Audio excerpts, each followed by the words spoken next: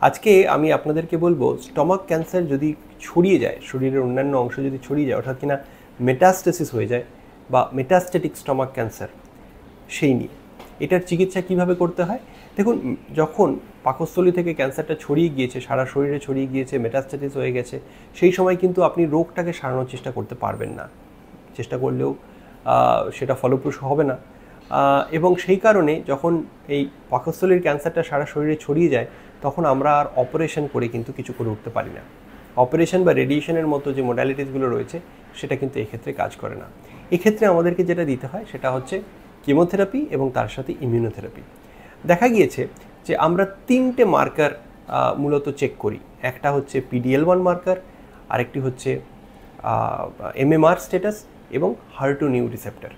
এই 3টে মার্কার আমরা দেখি যখন মেটাস্টেটিক স্টমাক ক্যান্সার আমরা ট্রিট করি।